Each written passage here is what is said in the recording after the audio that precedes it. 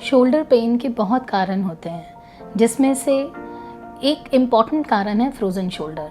Frozen shoulder को हम पेरीआर्थराइटिस, adhesive capsulitis या फिर एक लेमैन भाषा में स्टिफ शोल्डर के नाम से भी जानते हैं।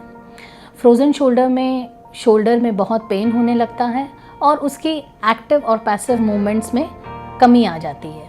एक्टिव मूवमेंट्स मतलब कि वो मूवमेंट्स जो कि मरीज खुद से करता है और पैसिव मूवमेंट्स वो जो कि हमारी मदद से करता है। नमस्कार, आज कुछ जानकारी फ्रोज़न शोल्डर के बारे में। फ्रोज़न शोल्डर लगभग 50 से 60 साल की उम्र में ज़्यादा कॉमन है। फीमेल्स के अंदर ज़्यादा पाया जाता है और लगभग यूजुअली एक ही तरफ होता है, बट दोनों तरफ भी हो सकता है और लगभग इसको ठीक होने में 6 महीने से लेके 2.5 से 3 साल भी लग सकते हैं। फ्रोज़न शोल्डर के कॉजेज़ में पहला कॉमन कॉज जो है वो है रोटेटर कफ टियर्स। कुछ मसल और टेंडिनोपैथी की वजह से भी फ्रोज़न शोल्डर हो सकता है। डायबिटिक्स के अंदर भी फ्रोज़न शोल्डर हो सकता है। कुछ ऐसे मरीज जो कि काफ़ी टाइम से इमोबिलाइज हैं, जो कि बेड रिडन है, उनमें भी फ्रोज़न शोल्डर हो सकता है।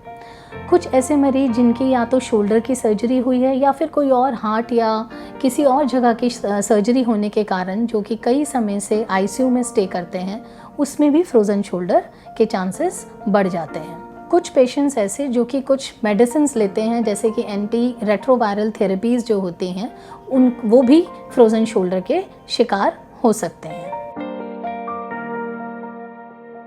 फ्रोज़न शोल्डर की पैथोलॉजी में कुछ जॉइंट की इन्फ्लेमेशन होती है, जिसकी वजह से धीरे धीरे फाइब्रोसिस होके जॉइंट अपने आप में बहुत स्टिफ हो जाता है।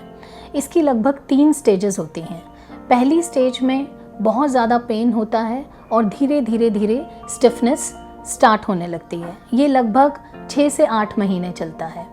उसके बाद पेन धीरे धीरे सेकेंड स्टेज में कम होने लगता है, लेकिन स्टिफनेस धीरे धीरे बहुत ज़्यादा बढ़ने लगती है, जो कि लगभग 1 से 1.5 साल तक चलने लगती है और शोल्डर एकदम स्टिफ हो जाता है, बिल्कुल भी मूव नहीं कर पाता। तीसरे फेज़ के अंदर, जिसे हम रिकवरी फेज़ भी कहते हैं, उसमें धीरे धीरे पेशेंट की मूवमेंट्स वापस आने लगती हैं और शोल्डर रिकवर करने लगता है, जो कि एक सेल्फ लिमिटिंग कॉज भी हो सकता है। इसमें धीरे धीरे पेशेंट की मूवमेंट्स जो हैं वो वापस आती हैं और पेन भी काफ़ी हद तक कम हो जाता है। फ्रोज़न शोल्डर की इन्वेस्टिगेशंस में क्लिनिकल असेसमेंट बहुत ही महत्वपूर्ण रोल है और इसमें MRI, CT स्कैन या फिर एक्सरे का रोल बाकी बीमारियों को रूल आउट करने में मदद करता है। फ्रोज़न शोल्डर की मैनेजमेंट के अंदर, ट्रीटमेंट के अंदर सबसे इम्पॉर्टेंट चीज़ होती है फिज़िकल थेरेपी। कुछ सिंपल एक्सरसाइजेस और पेन को कम करना अपने आप में बहुत महत्वपूर्ण है।